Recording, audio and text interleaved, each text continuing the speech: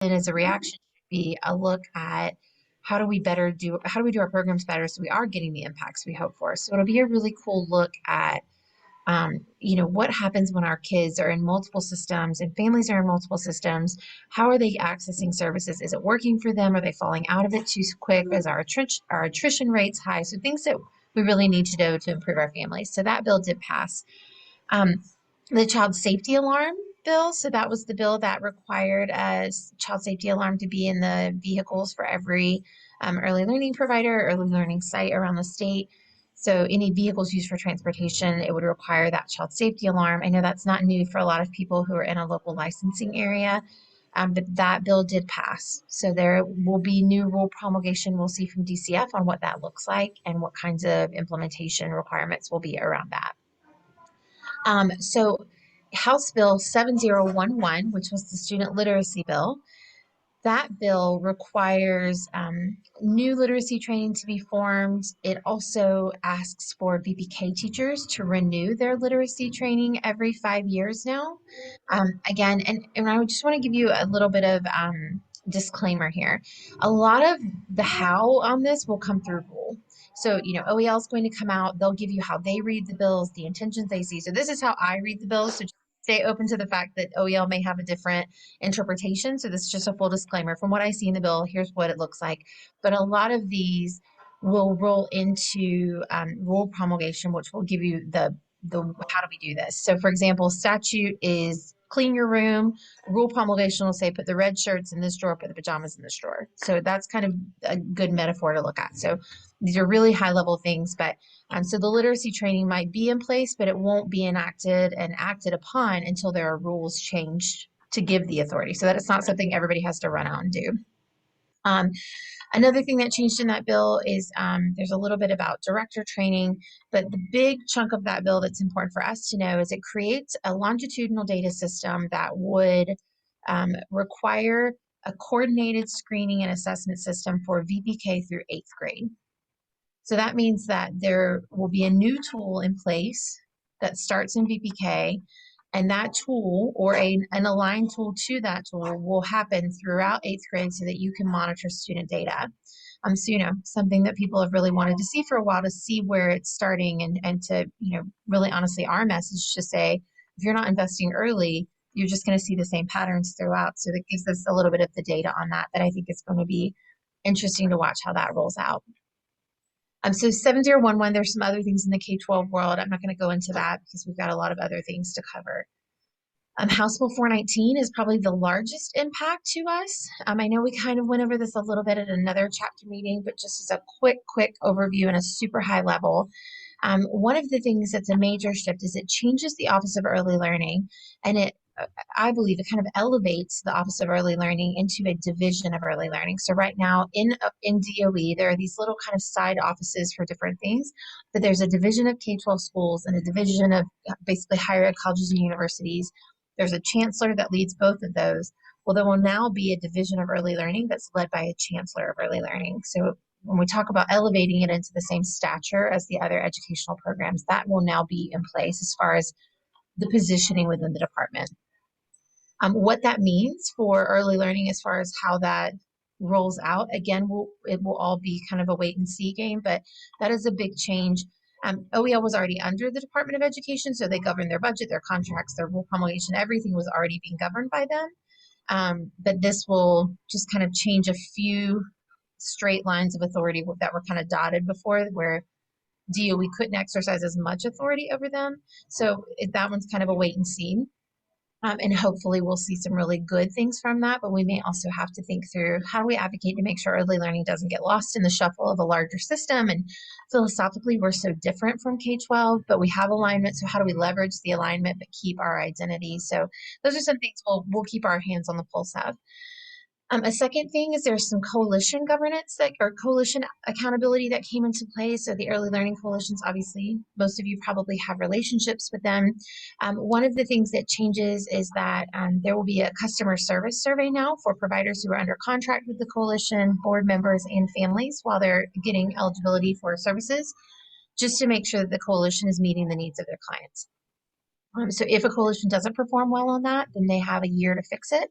And if they don't fix it, there could be some consequences from that in corrective action or also merging or removal of contracts. So there are also some new performance standards that will be developed in rules. So all of which just to kind of bring a little bit more transparency to the accountability. Most of that accountability is already in place, but I think the other piece of it is to gather data to make sure families are actually receiving services in the way we hope. But the coalitions were very open to the idea of getting feedback, so they have a strong feedback loop with providers and families.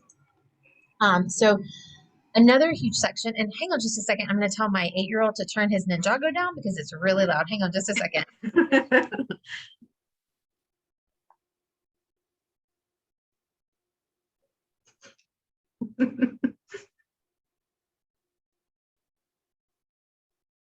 Okay, so I've seen some new faces pop in. I know, Melissa, you were here earlier and then you came back, and it's so nice to see you. And Barbara, everybody, hello, hello.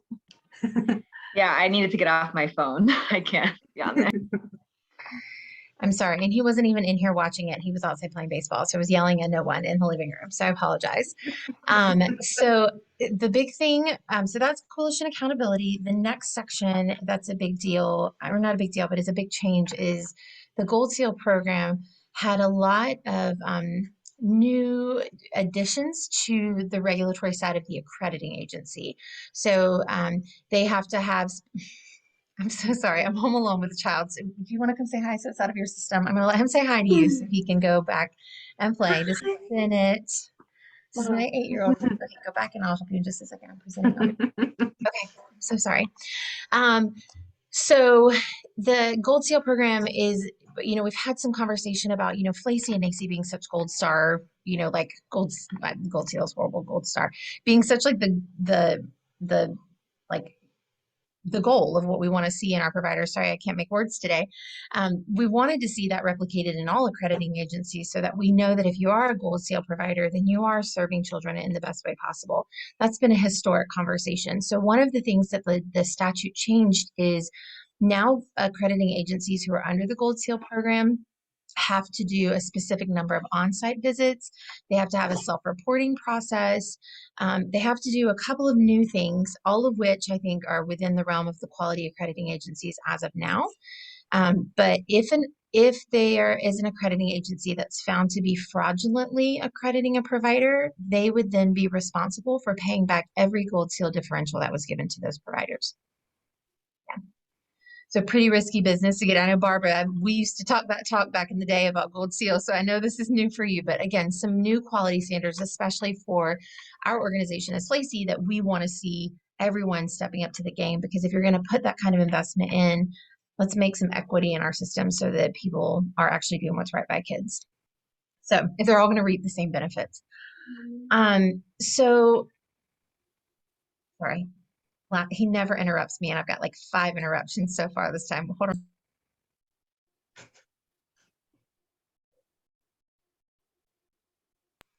Okay, question about a sleepover this weekend. So urgent.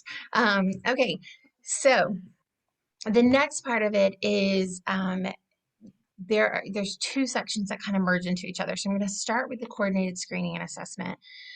Coordinated screening and assessment in 419 create that same assessment that you saw in 7011, but only to 2nd grade. So that's why I think we'll see it go up to 8th grade. What's really cool about how 419 has it set up is that there will be a council for early grade success. This council is made up of provider groups, coalitions, family members, principals, elementary school teachers, legislators, subject matter experts, all of the people that you would want to be in the room as we're talking about what a system should look like. And this council will come together. They will decide the scope for what that tool looks like. They will decide the process for that and then hand it to DOE and say, here, go procure this. So instead of it just going through a formal procurement, for those of you who aren't familiar with that part of the role, if the state wants to buy anything, they have to throw out the advertisement. Vendors then bid on it based off of how they wrote the advertisement. Whoever wins that process via the best quality product or the best price wins the contract for the state. So the the advertisement for that shopping basically is developed by the agencies. So this from now on would be developed, or not from now on, at this point, that tool would be developed by the stakeholders, which is totally different and very cool, because that means that providers and families and school administrators and directors will be at the table being able to say, no, that's not good for kids. So I think that's a cool win. So once this is procured, starting in the 22-23 year, this tool will have to be used for VPK pre and post assessment. It's a tight turnaround for those of you who know system development. It's pretty crazy how fast that's happening. I wouldn't be surprised if we see a waiver to not roll it out till the 23-24 year. But as it sits right now, 22-23 is when that would start. A pre and post at a minimum is what it says, but a mid may come in as well as a required assessment period. I'm not sure, but that new tool would be in use 22-23. Now, the really cool part of that data is that they totally revamped the VPK accountability system. So what their plan is to use that data that's collected from that tool as two of the variables of what will now be a VPK provider's performance metric.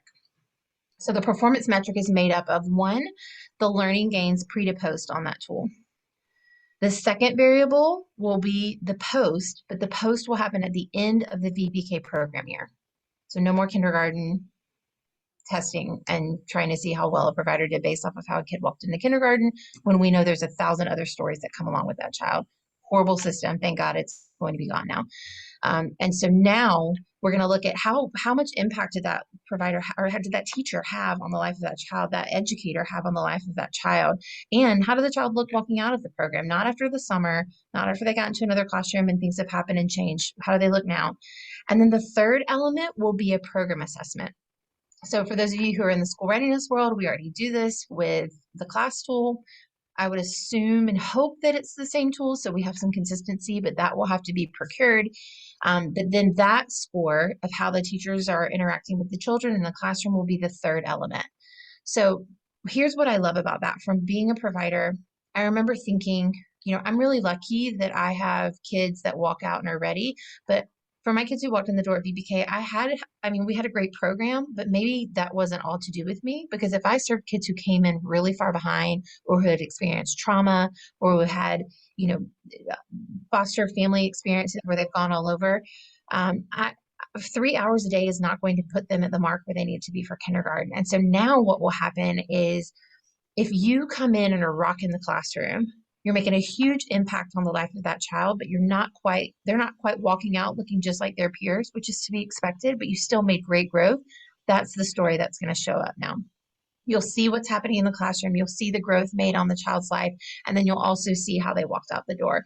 And the interactions in the classroom, so how well you're interacting with children, is actually required to be 50% of your score. So if you're rocking your classroom, that's going to be 50% of your score going in. So no more relying on this idea that how the kid shows up at kindergarten is all because of you. There is a lot of that, but there's a lot that you can't combat in a year of 3 hours of VPK a day. So bring some equity into the system in that sense. The other thing is it also removes special needs.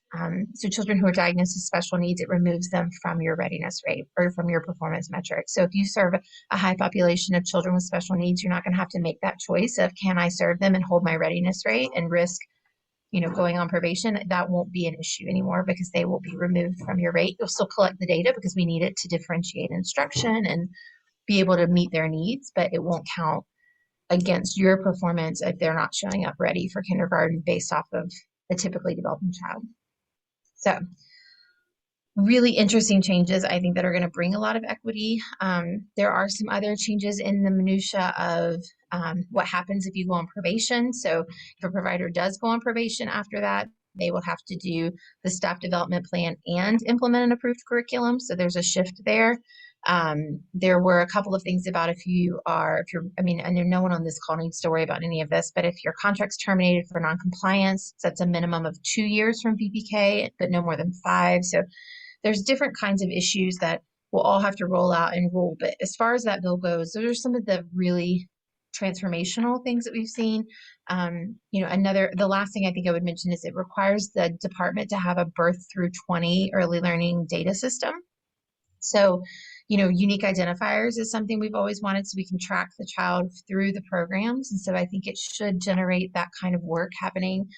But lots of big changes, lots of things coming. We'll make sure Flacey and, everybody else is on board with all the things that are coming. So we're not surprised by a lot of stuff, but we'll make sure and keep this group posted as well. If there are any types of rulemaking that we need to be loud on, any kinds of issues that we'll try to stay very proactive so nothing is surprising us. Something will surprise us, but we'll try to mitigate that as much as possible by keeping you super prepared.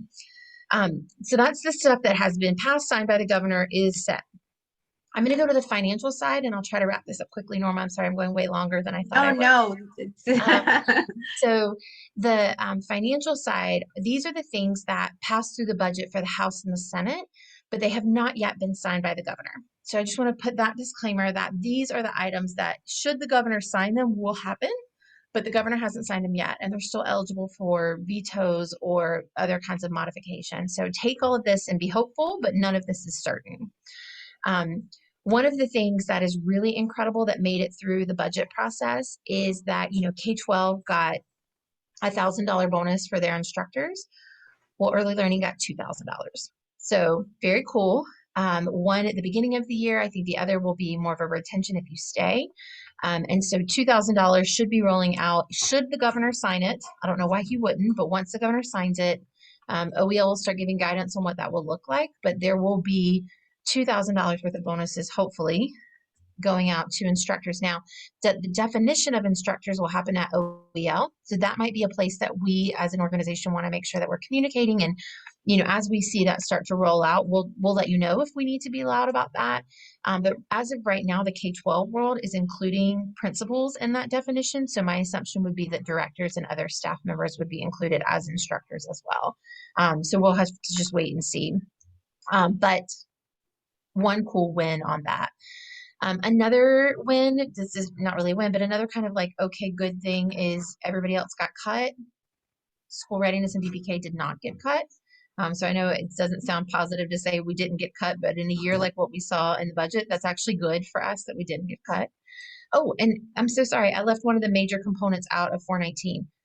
Probably one of the biggest perks about House Bill 419 when we talk about finances is that if you are showing your quality through those variables, you will starting, and this is coming way late because this is going to be after the whole system is built. So I would guess probably the 23-24 fiscal year, you can get up to 15% additional BSA for every child you serve.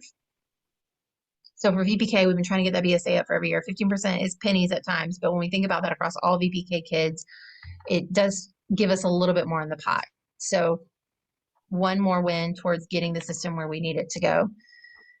So that is all in House Bill 419 that has been signed, but won't come into play, like I said, until the whole system's set up. My guess will be around the 23-24 fiscal year. Okay.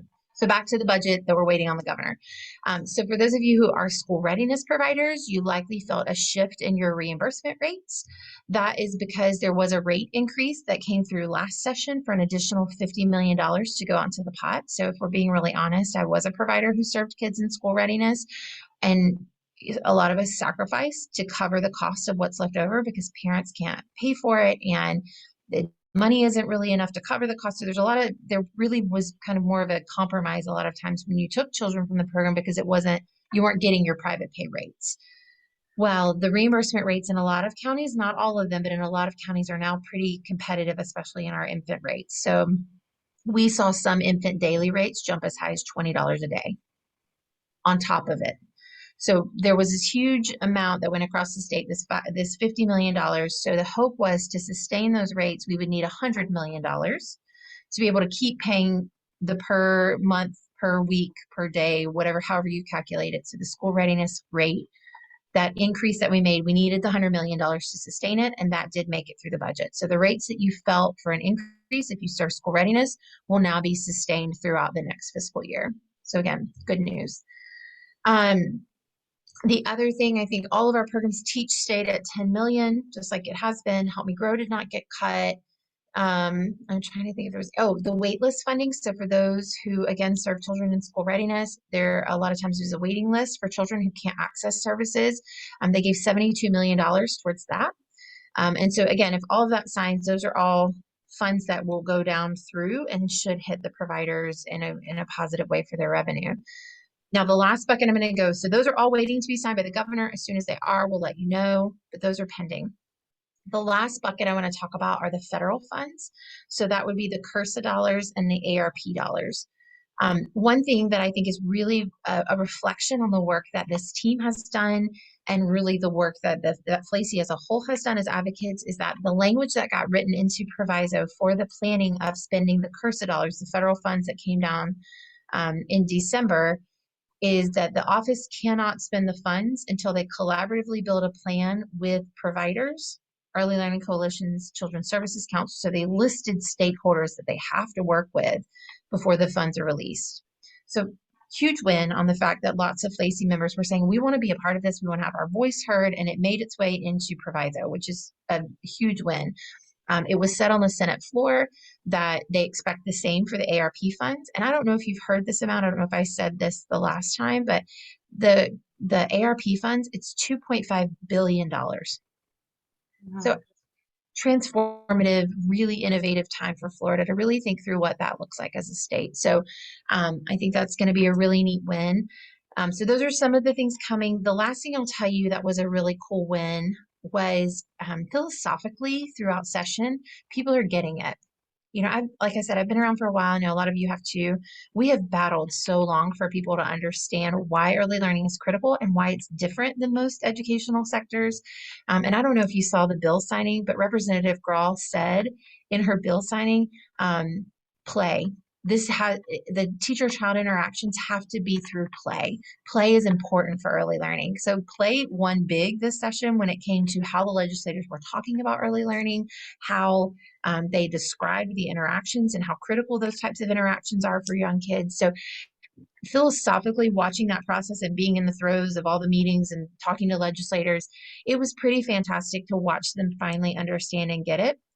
So much so that now other stakeholders are really coming into play. If you're watching the Chamber of Commerce, there's a huge early learning business alliance now, and they want to get into the conversation and say, hey, how do you teach us what you need so that we can partner with you and help get this work elevated to the place where it really rightfully should be. And so philosophically, I think we had some wins in policy. We had some kind of things in policy that are going to be a lot of work. We had some wins in finance, some loss in finance, but philosophically, I think we had a lot of wins. So kudos to you. I know we sent a lot of emails out and asked you to call people and email. It worked. We got a lot of good stuff for early learning, and 10 years, 15 years in the making of things we've asked for. A lot of that is now here. And so much of that has to do with you and your advocacy. So thank you from all of us who were here in Tallahassee trying to figure out what was going on. Thank you for your work and your effort. And in the middle of a pandemic and crazy, asking one more thing of you, it sometimes doesn't feel like you make a difference, but it really did. So I'm here if you need me as your public policy and advocacy chair for FLACY. I'm happy to help in any way to translate this 180-page bill that we're trying to figure out right now. But just know I'm here and an ally and a friend if you need anything along the way. But thank you again for all you're doing. Are there any questions? And I know I talk 90 miles an hour, but I'm trying not to take up your whole meeting. So I do acknowledge the rate of my speech. This is the meat of the meeting. Thank you so much, Erin. Does anyone have any questions? I have, I guess, just something I saw online that it kind of, you know, how as advocates, I think it's our job to be able to, you know, communicate information properly. So something I saw online is there's rumors already, I guess, going around on the you know, like the teacher bonus. Like they're hearing this group is included, that group is not included. What is the best way to say, you know, like, how do we inform, you know, our peers that are not here this evening? Like, no, this is where we are. Like, no one knows that information because it has not been, it doesn't exist yet. So what, you know, I guess, what advice would you give us, or how do we communicate that? I think a little bit of what we said earlier is it hasn't passed. You know, really that's the holdup right now is it doesn't officially pass and become part of next year's budget until the governor signs it. So before we do anything else, we need to keep our eyes on that prize first. Once it hits that level and we see that the governor has signed it, then we can start talking about who we think should be defined as an instructor. And then that's when, if we have issues or concerns that people say, oh, I hope so-and-so is included, or I hope so-and-so is included, which, I mean, let's be honest, everybody is important when it comes to early learning. You're person who, I mean, when I was a director, I plunged the toilets, I cooked the food. I mean, I did it all. So to separate out people, we're all part of this. So, if we start, once the governor signs it, if we want people to be included in that definition, I think it doesn't hurt to reach out to OEL and encourage them to do their best to advocate for a lot of different people to be included in that. But at this point, the governor has to sign it first. So I would just say, let's hold tight. Once the governor signs it, let's collaborate together and see what our solid definition would be, and we'll send that to OEL and advocate for that to be the definition. Thanks. Anyone else have a question or anything? Okay. Seeing none, and if anything pops up, I know how to find Aaron. We know how to find Aaron. But thank you And so I am much. on every Flacy board call. Yep, I'm here. So Oh, go ahead, Barbara. Barbara has her hand up. You knew I couldn't go away without putting my 2 cents in. This is awesome news. I mean, I am so thrilled that you ladies have been able to get this through the legislature this session. And Erin, you know how long we've been working. I mean, I can't even tell how long I've been involved with Flacy, but we've been working on this since then. So it's been over 25 years.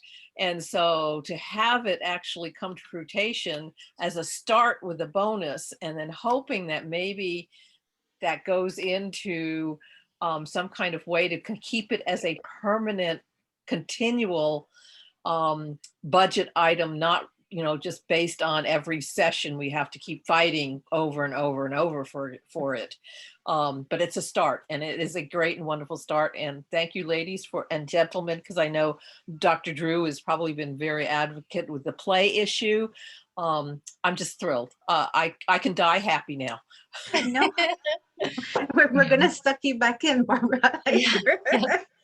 We've got, that's the fun part of this, is we've got a lot more work to do, but we are definitely at a place where early learning is a forefront. I don't know if you saw at the federal level, President Biden's plan, the universal pre-K plan, the plan for parents, and making sure that there's access to childcare. He used a lot of the Academy of Sciences work that they did at the national level, where they modeled what it would cost to actually pay salaried teachers, low ratios, all of that. He's pulling elements out of that plan and putting them in his federal plan. Like, that's crazy. And 2 of the pieces have already been picked up and bills have been filed. So who knows what's to come. I think on the federal front, we keep advocating that everything has to be a public-private partnership. We cannot do universal pre-K in public schools because it will kill our infant toddler capacity, because if your school's like my school, pre-K pays the bills. So we can't take that out of the budget and hope to serve infants and toddlers. So we're advocating. All the calls I've had with anybody federally have been advocating for that. But we have some kinks and a lot of work to do. But, this is stuff we just it's things we've hoped just for people to say in a commercial. And now the president of the United States has written it into a plan and bills are getting filed. So stay tuned, latch on, because we've got a big road ahead of us and we're going to be the ones who have to do the work. So it's exciting time, but just know that we're here, and anything that feels confusing or not understandable, as much as I can understand, I'll be happy to share my interpretation of it. But don't hesitate to reach out if something feels alarming or confusing or just want more information. Erin, I just want to say thank you. I really, really appreciate, as a family child care provider, having you in the room here with us and giving us the lowdown on everything that's going on. Anything that we can do with Florida Family Child Care Home Association too, we will definitely, we want to partner up and we want to be part of everything to join in and make a louder voice. So Absolutely. And Tammy is such a great partner. Like, I meet with her every other Wednesday, and every time I meet with her, I learn something new. And I just love that. She's so good about making sure that we're representative in everything for all provider types. So I'm so pumped to get to know you guys a lot more and to hear more about how we need to reshape some of the things in our system. thank you. Thank you. Any other questions? And I'm only Anyone hopping because I've got another meeting to hop to, but there's no rush. So if there are, I just want we have space for questions if there are more. Okay. Well, thank you so much for joining us and giving us the whole update. Like, I love that you say you talk fast, but we were like right there on the edge of our seats following along. So thank you so much, Erin. Absolutely. Thank you for having me. And I hopefully will be back soon with other good news, hopefully all good news. So stay tuned and call me if you need anything. Yes, definitely. Bye. Okay. All right. That was a lot. So I guess the next thing on the agenda was just basically I really, you know, like Erin said, everything's still kind of in motion, but I think we're stronger when we have a common voice and we can speak confidently. I hear Erin talk and I'm like, wow, like how does she has all this in her head and it just comes out naturally.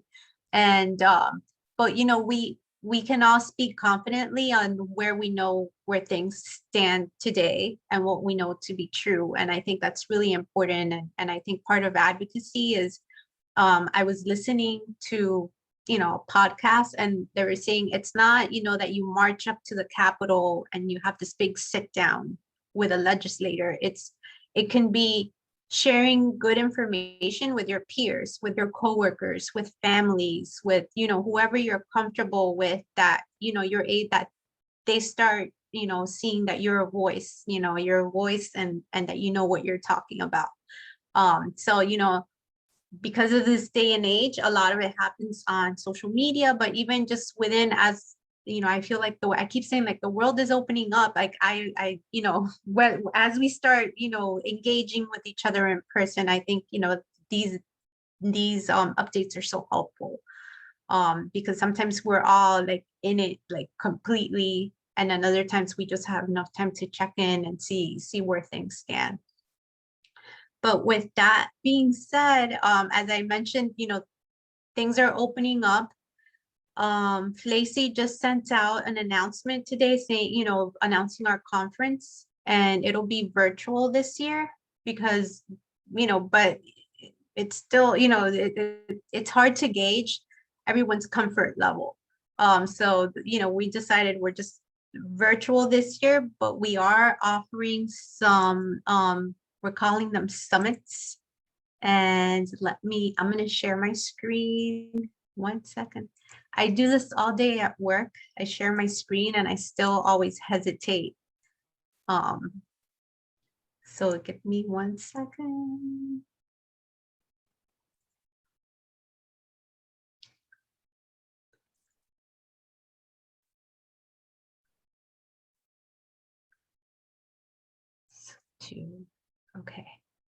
Okay, so as like always, all our events are here on our page. Holly has done a great job keeping this updated, but what we're going to be having, they're called pop-up summer summits, and it's just an opportunity to get together in, I keep saying it, in real life, in-person events. They're going to be at 4 locations. We tried to be strategic in their locations. Panama City, Miami, Tampa Bay, and Satellite Beach. And I believe we're also going to be hosting a virtual one, but if you're in the area or this is anywhere near you, please consider joining us. As always, they don't have it advertised here in big letters, but if cost is a barrier to you attending these events, always please feel free to reach out to us because we definitely want to make it happen. So this is something that's on our website. It's going to be on a Saturday, 8:30 to 4 p.m. And it's just an opportunity for us to discuss and have learn about, what's next, this post-pandemic classroom. Although I feel that early learning is one of those few sectors where there was no opportunity to pause and reflect. It was just as the pandemic started raging, our industry had to kind of just make it up as we went along to the best of our abilities with as much knowledge as we had. But with that being said, so we have that, and I told you about the conference. Anytime, just come to our website. The other thing I wanted to share with you is that our board, our elections just opened up the applications. This information is here. You can submit your board service application, and it takes you to a Google sheet that you can fill out, and you can take your time. The deadline is June 30th. I really want to strongly ask for you guys to consider submitting an application to serve on the board. It really is a great experience. Heather, our past president, was going to join us, but something came up. She had a family emergency, but she really, she just really wanted to communicate with you that, it's something that you should, as a chapter, we've seen things, and there's so much to contribute. And we have Barbara, our past president. Yay. Yes, I would encourage all of you that are on this session tonight to step up and apply for one of the positions, because it is, I served on the board for a long time, and it just was so helpful to keep me informed of what is going on around the state, to be in contact with other professionals in our organization and in our field, that it just helps you grow. And I really encourage you. And definitely Lynn Gibson, I'm going to give a touch out to you I think it would be wonderful to see you on the board, especially since many of our meetings still are on Zoom, right, Norma? Yeah, all our meetings are on Zoom. We only see each other during conference, which will be virtual this year. So yes, each one of you consider doing one of the positions that is available. Definitely. Yes, thank you so much. You see, Barbara, the stars aligned. I'm so glad you were here with us this evening. You gave us your endorsement, but yes, everything is on the website, and really, think about it and strongly, consider it. One new thing that this year for the first time is we have a student position. So Melissa had to step away, but she's actually in higher ed learning. But if you know of a current student at the community college, 4-year college level that is focusing on early ed or education, please also invite them to apply and share this information with them, because it's a great experience for them to have. And as a board, it's great to have that lens of someone that is currently pursuing this industry at a higher ed level. So that is something that if you have any questions, you can always email me, and I'm happy to answer them. And if I don't know the answers, I know where to find Barbara. She knows. So and then I guess my next question is I want to open it up to everyone and see, Raquel Diaz, she's the master facilitator, and she always says, what keeps you up at night? What is that thing that's kind of keeps popping up? And my question to you is, what keeps you up? Like, what are some issues? Like, we had, as Aaron said, some big wins, but as always, there's also other things, that we as a chapter, we want to make sure you have the space to advocate for, and we want to be supportive of that, and you have your experiences that you bring and what you're seeing at the community level. And I just wanted to see if you guys had any issues, anything that's keeping you up at night, or just kind of bugging you or nudging you.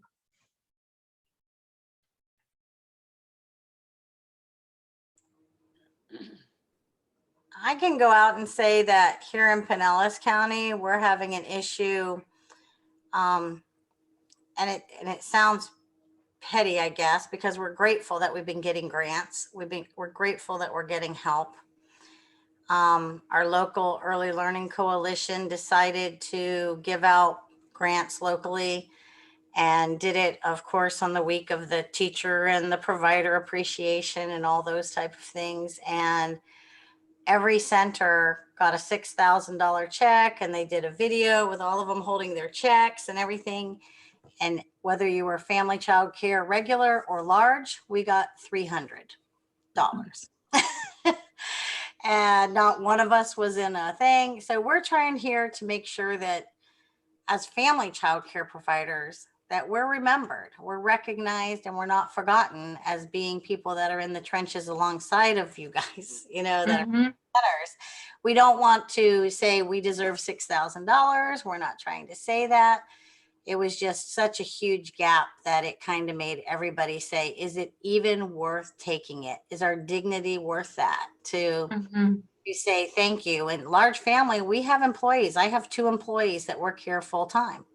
So 3 of us. And she said, and you should share this as a reward for your staff that have worked with you for the last year. I go, there's your $100. Yeah, that's what we got. So it's just one of those things I just want to speak up to say that, hopefully we're remembered too as family child care. Yeah, and I had not heard of this, but as they say, if it's something that's happening in your community, it could be happening across, because several communities as well. So that's family child care was left out of the big grants that were coming through because we were considered not brick and mortar. And I had to actually go before our county commissioners and speak to them and tell them, do you understand the legislative law states in the statute that we must do care in our homes? We can't go and open up something on Park Boulevard down the road, We are not that. We are not commercial. We are homes.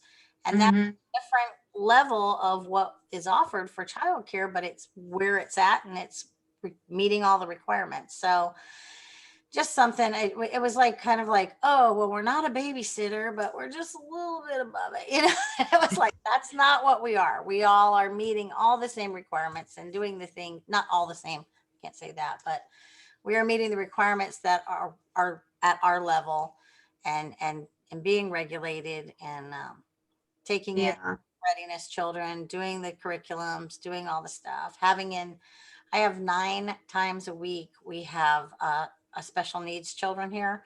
So 9 times a week, I have therapists in my house. So it's not like we're not doing our bending over backwards, best that we can actually do. So yeah. If you hear anything, let us know, because we want to definitely advocate on behalf of the homes too. Well, I mean, the one thing that I feel like when Erin said, we have to let's get loud. I always think of the Jennifer Lopez song. It's like, let's get loud. But, it's just something that, it's good for us to share, because then, as we are, progressing in our talks and our conversations, we will be more intentional of elevating, like, hey, what about family childcare homes? Like, thanks, but what about this? And how are you, right. How are you also recognizing their work? And, I was contacted by the Miami Herald and was involved in their it was an ongoing thing that they had going on about childcare issues. And one of the things that they brought up was the fact that there isn't people out there doing the nights and the weekends and things like that. And they came all the way up here to Pinellas County from Miami, sent photographers and everything, because they needed to find a good home or a that was doing these hours. And the guy that came out, he said, everybody's talking about this. Like, nobody even knew you all did this. And I'm like, of course, there's people out there that have these jobs. There's got to be somebody who's, legit doing them and offering those people that are on school readiness vouchers, the places to go and things like that. And he's like, I guess we never thought about you. And I'm like, I know. We're like the people that until you need us, you don't think about us. Yeah. But it was one of those things. We have 36 kids that are enrolled in a large family childcare, even though we can take only 12, but because we have nights, we have weekends, we have the day shift, we have all these different shifts. So Yeah. we have 38. We're bigger than some small centers. And we're given $300. We're like, thank you for thinking of us. So Yeah, no, but thank you for sharing that. It's a lot of food for thought for all of us. And I think yeah, I see, I'm looking at the chat and okay. Priscilla, I saw you, I saw you turn on your camera and then So I just wanted to say that we recently have an administrator at the Early Learning Coalition of Brevard County, and we recently had a provider meeting face-to-face for the first time since March of last year. And one of the concerns our providers are having is keeping staff. They're losing staff monthly, weekly, daily basis. They're going on, leaving the career of early childhood to go work for Target for $15 an hour. They're leaving to go work for McDonald's that's recently offering $18 an hour plus a bachelor's degree plus stocks. So this is the competition that we're losing our teachers to. And I think as an advocacy group, and also hearing their cries 2 weeks ago, when we had our meeting, it's making me concerned with us, like finding a way for us to advocate for more money for our early childhood educators. And I'm because even though the HB 419 passed, $2,000 is not really going to cut the survival for our teachers. You're talking about a sign-on bonus for $1,000 and then $1,000 in the end of the year. But how about if that teacher goes through some hardship and she's not going to make it to that extra $1,000 by the end of the school year? So we need to look for a solution in that case because there's a big gap. And we have teachers with a lot of education, a lot of background. Some of them have dual master's degrees. They're just in early childhood because they love it. And it's unfortunate to see them leave. So yes, I have currently a director that called me last week and just stressed the importance of that we need to get out there and advocate for their survival, economical survival. She's in the classroom now. yeah. And I think that it goes back to what Barbara had mentioned at the beginning, it's the bonus is nice, but it needs to be something that's not a one-time thing that every year we would have to, can we get a little slice? Do you have any crumbs left? Like it needs to be something. And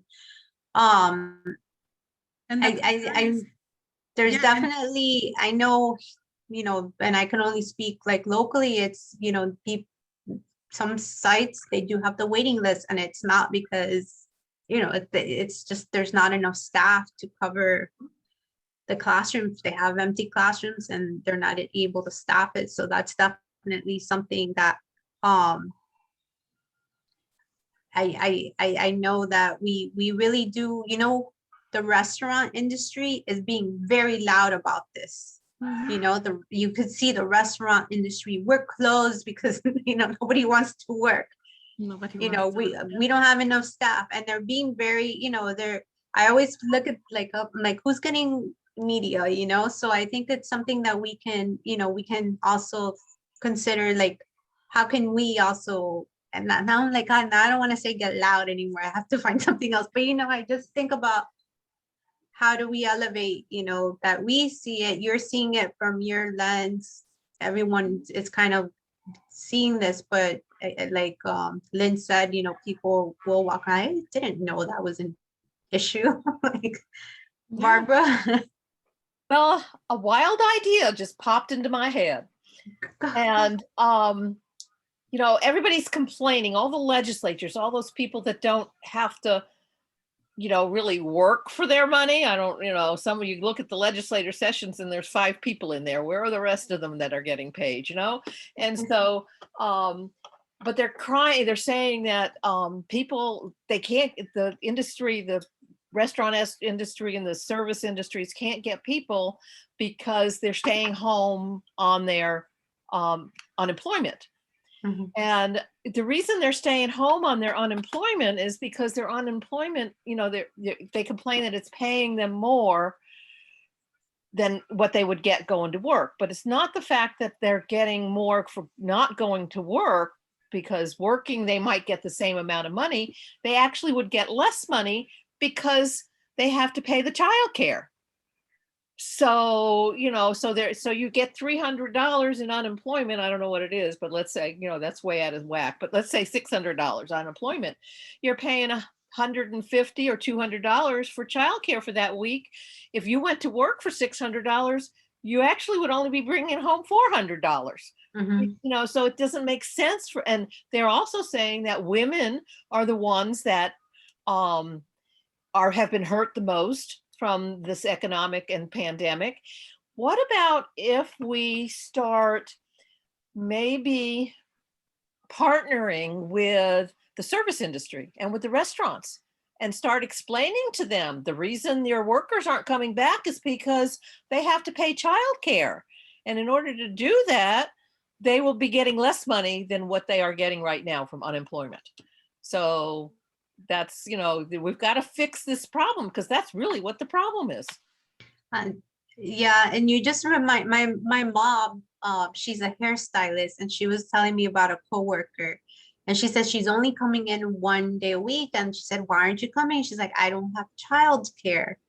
And I'm actually studying to get my childcare like credentials because I can't afford childcare. So I'm hoping to be hired somewhere, and then I have childcare. So can you please continue covering my shifts? And my mom's like, yes, I'll do. Like, I'm sorry. Like, I'm like, well, don't be sorry for asking. Like, this is actually happening. Like, people, it's exactly what you said, Barbara, but you say it so much more in a complete sentence. I just have these little stories floating around, but yes, it's the child. What was it like back in the days? They would say it's the economy's stupid, like it's childcare, like that's it. I wanted to bring up something also, Barbara, that money that they were getting for unemployment, they just were given tax-free benefit that you got that income and you didn't have to pay for it. Well, we worked the whole time. We got a grant and then we had to be taxed on it. Maybe we shouldn't have been taxed on our grants. Maybe it should have been something we stepped up and said, this is going to hurt us too, because most of us self-employed turn around and have to pay for our own health insurance. And the higher our income, the higher our health insurance costs go, because if you're on the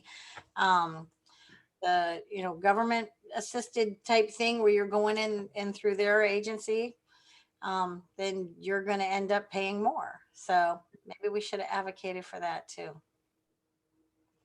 Yeah, there's so many things that we can, just by using our voices and also sharing sharing. And Terry, I see your comment. Yes. I'm Terry Robinson. I'm in the West Palm Beach area, and I am in the classroom, but I am also collaborating with some private providers, family childcare providers in Delray area.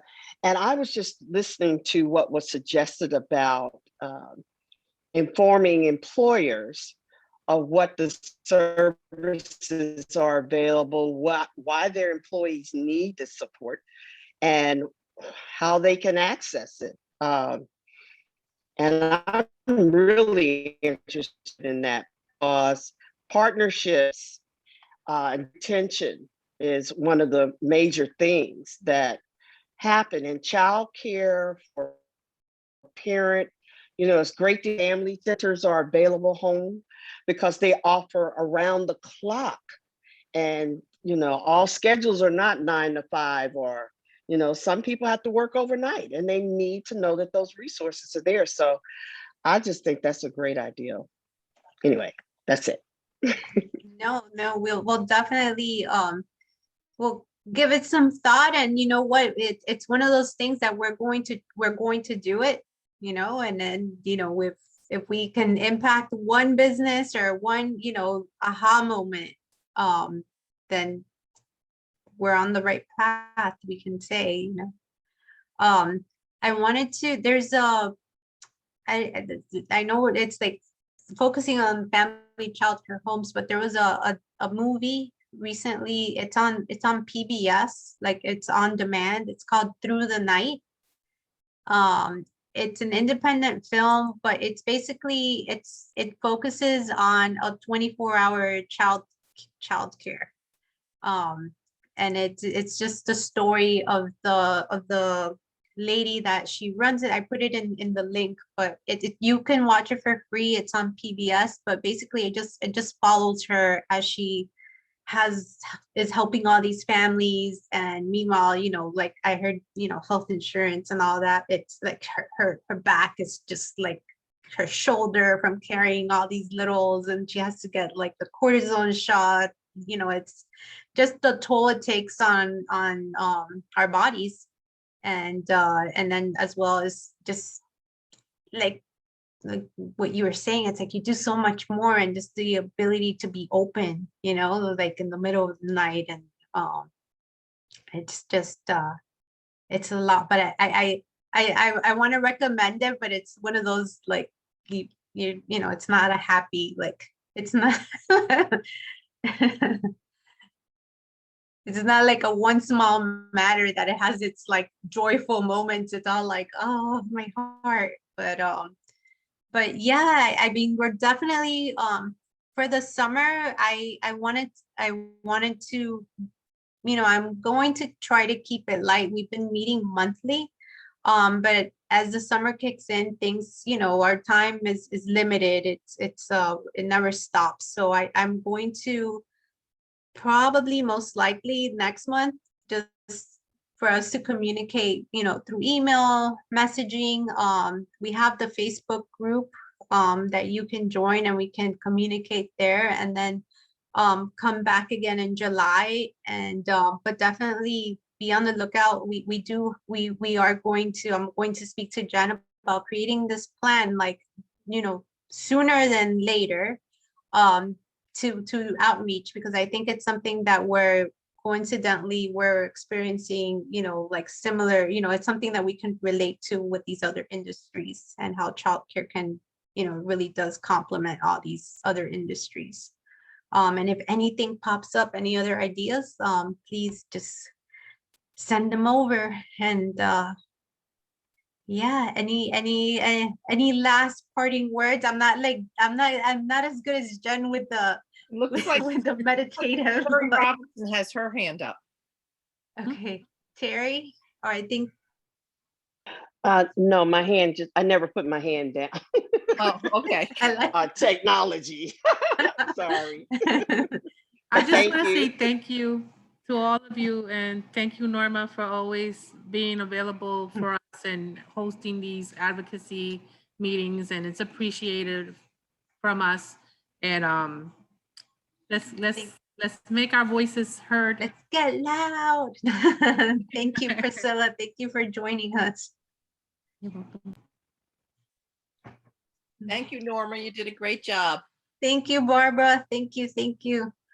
Bye. Have a good evening. Stay safe. Have a good week. You too.